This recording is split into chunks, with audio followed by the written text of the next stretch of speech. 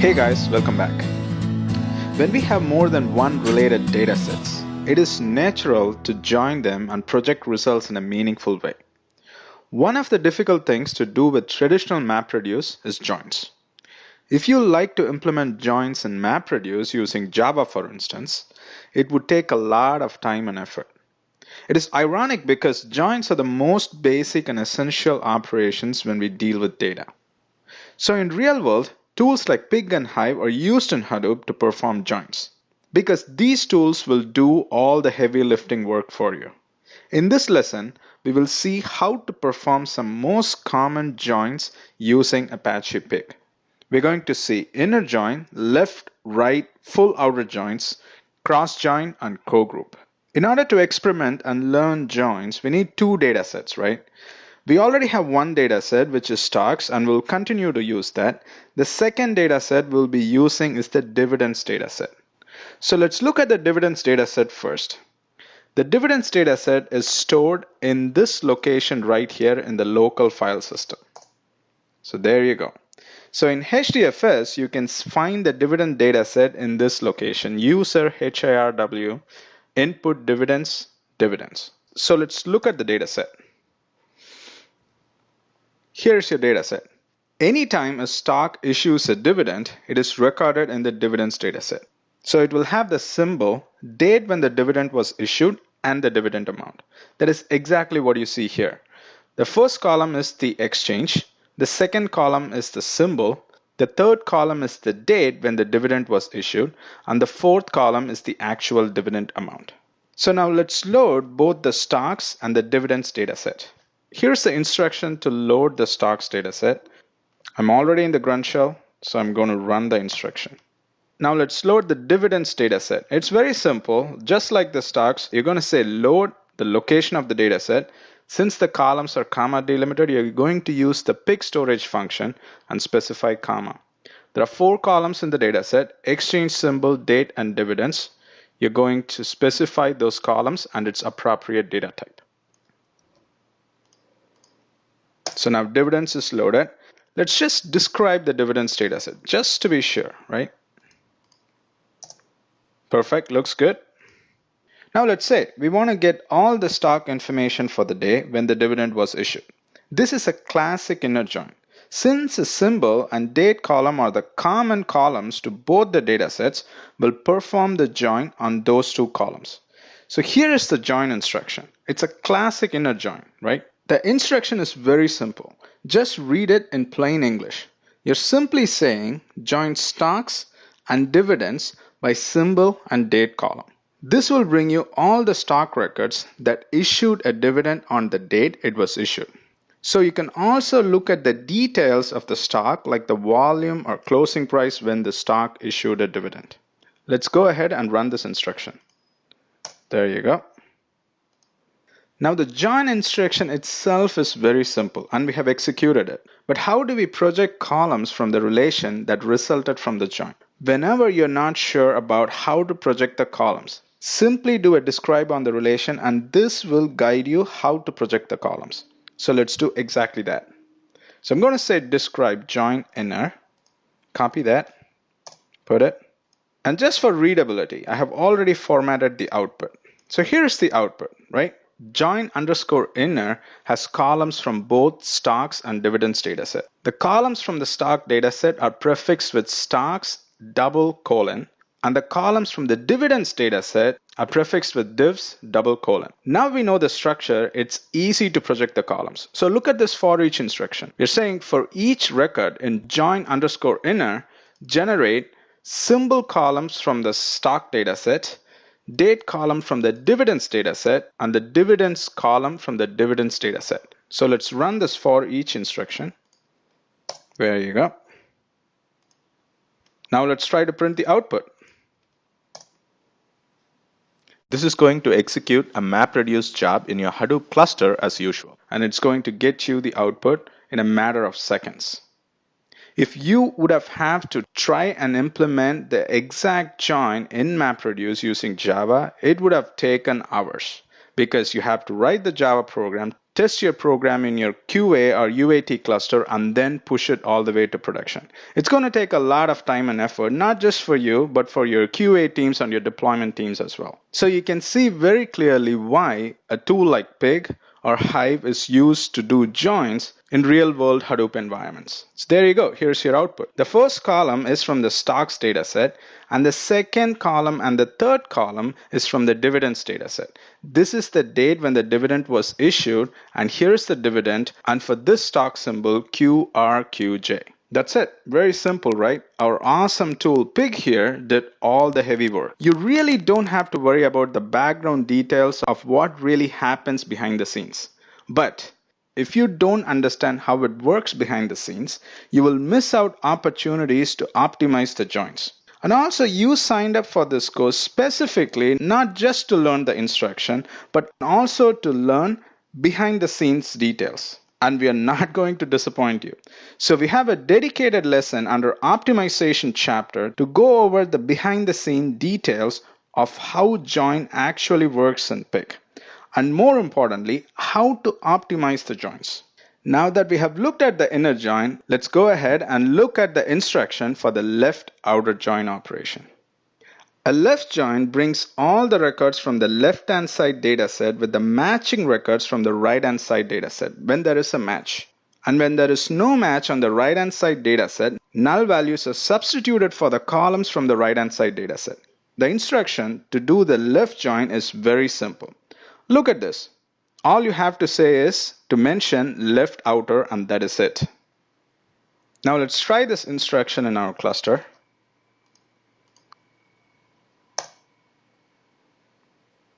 Just for simplicity, let's just try to output the top 100 rows. So I'm going to say limit 100, limit join left 100.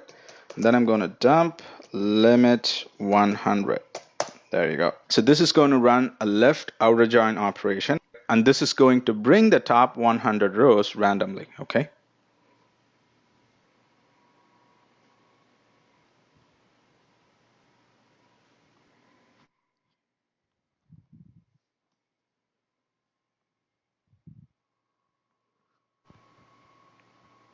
There you go. Here's the output for the top 100 records from the left outer join. Now let's go back and look at the right outer join instruction. Before we go ahead and look at the right outer join instruction, if you want to filter out all the records which doesn't have a matching dividend record, you can simply say filter join left by dividend symbol is not null.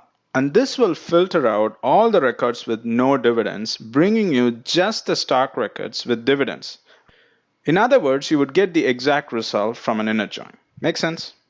Okay, now let's go ahead and look at the right outer join operation. How do you do a right outer join? You should not have any doubt at this moment, right? Just change the left outer to right outer and you will get a right outer join. A right outer join brings all the records from the right hand side dataset with matching records from the left hand side dataset when there is a match.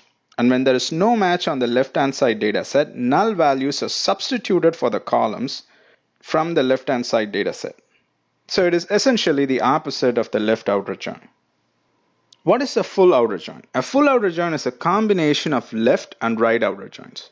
When there is a match, both the columns from the right and the left-hand side dataset will have values. But when there is no match on a side, the values will be null for that side which did not have a match. Here's the instruction. The only difference between the other join instruction is the keyword full here. That's it. The rest is all pretty much the same. Let's see what we have seen so far. We have looked at Pig instructions for inner, left, right, and full outer joins. Here is an interview question which I like to ask candidates in an interview. So far, we have been looking at joins based on equality condition. That is, when the symbol and date from the stock dataset matches the dividend dataset. That's our condition so far, right? How about joins with non-equality conditions? For example, do an inner join between stocks and dividends when the symbol from stocks and dividends don't match. Any guesses how you would do that? Here's the answer. Joins with non-equality condition is very difficult to implement in MapReduce, and hence there is no direct Pig Laden instruction to do that. If you gave this answer to an interviewer, very good. Here comes the follow-up question though. Ready? How do you work around that problem? The answer is you do a cross join and then apply the inequality condition using the filter operation. Let's look at the instructions. The cross instruction is very simple. All you have to say is cross stocks, dividends. And this is going to cross your data set. Meaning, if you have 5 records in stocks data set and if you have 4 records in dividends data set, you will result in 20 records. In our cluster, the stocks data set has about 5 million rows. And even if our dividends data set has about 10 records, the result of the cross would result in 50 million records, which is quite an expensive operation. So you have to be very careful when you choose to use cross operator. So use it only when it's absolutely necessary. Okay, so once you do the cross, all you have to do is use the filter operator and use the inequality condition, and that is it. Another interview question. So far, our join instruction involved only 2 data sets. That is, we were joining only 2 data sets, right? Stocks and dividends. So the question is, can you do joins in Pig with more than 2 tables? What do you think? The answer is, of course, yes. You can certainly do it. But when you're trying to do a join with more than 2 tables, the join has to be an inner join. You cannot mix both inner and outer join. And it is not possible with outer joins. Look at the syntax right here. And this is how you do a multi-way join. So you're joining more than 2 data sets here. I'm introducing a third data set called CMP or companies. And this company data set is in this location in HDFS. So let's look at this data set real quick. It's a very simple data set and a very tiny data set. All it has is the stock symbol, the company name for the stock symbol, and the address of the company. That is it. And you can notice the address column is of type map. Now here's the location in HDFS, and you can also find this data set in the local file system under this location. Going back to our join instruction for more than 2 tables. I already mentioned that if you're trying to join more than 2 tables, it has to be an inner join. And there is one more restriction. The join key has to be the same for all 3 tables. So if you take a look at this instruction, you're trying to join the company dataset with just the symbol as the key, whereas with the stocks and the dividends, you're trying to use the join key as symbol and date. And this is not going to work. So this is not a valid join instruction. Whereas this is a valid join instruction in which you're joining 3 datasets, stocks, dividends, and company, all with the join key as symbol. Let's run this instruction. There you go. The error here is unidentified alias CMP because we haven't loaded the company dataset yet. So let's load the company dataset. There you go. Here's the load instruction to load the company dataset.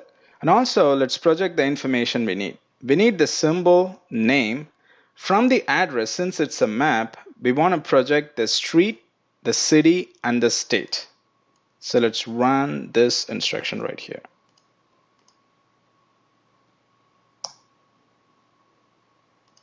And if you have any questions on how to work with complex data types, refer back to the complex data types lesson under Apache Pig. Okay. Now that we have loaded the data set, let's go back and try the multi-way join.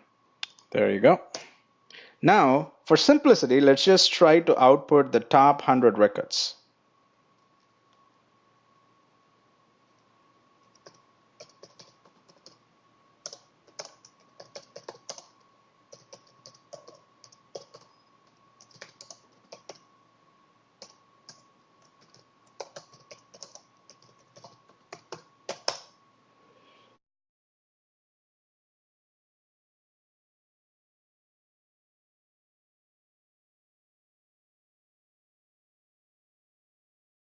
So there you go. Here's the output.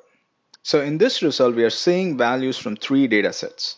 So from here to here, we're seeing the information from the stocks data set. From here to all the way here, we are seeing the information from the dividends data set. And finally, we are looking at information from the company data set. Now that's joining more than two tables. I have another interview question. Ready? Wow, we are on a roll today. So let's go ahead, right? How do you perform a join-like operation without using a join operator? Meaning, I want you to perform a join, but I don't want you to use the join operator. How would you do that? The answer is the co-group operator. A regular group instruction will work on one table and will group the records in the data set with one or more columns, right? Whereas a co-group will group records from multiple relations on one or more columns. Co-group will result in output more similar to a full outer join.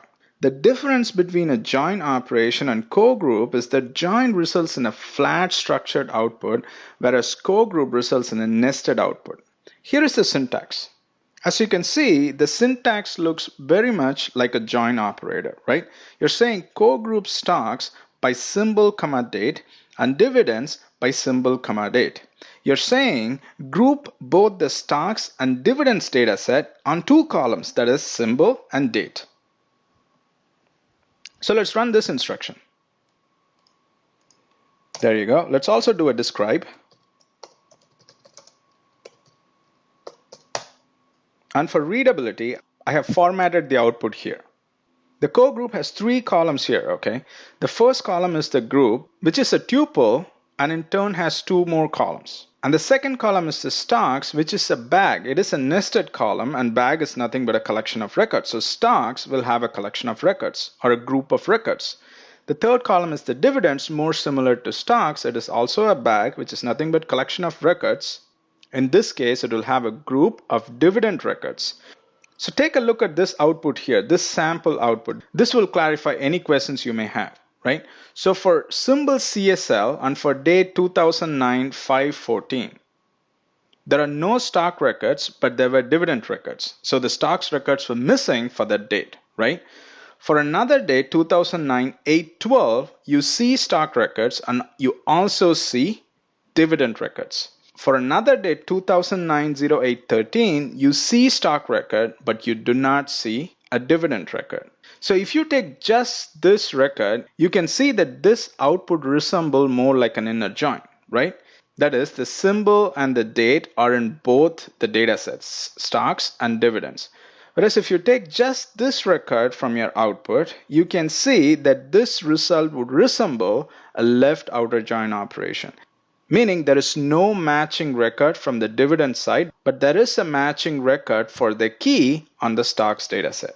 If you take this record from your result set, this resembles your right outer join, meaning you did not see a record for CSL and for the date 2009-05-14 in your stocks data set, which is missing, whereas you can see the record from the dividends data set for that given key. Now from the C group, which is this output right here, if you want to simulate an inner join operation from this output right here, all you have to do is filter C group by stocks not empty and divs not empty. This is going to bring you just this record. So let's try this co-group operator in our cluster. There you go. Now let's run this filter operator to just bring records with both stocks and dividends records. Let's limit the data set just to bring the top 10 records. Okay, so dump limit 10.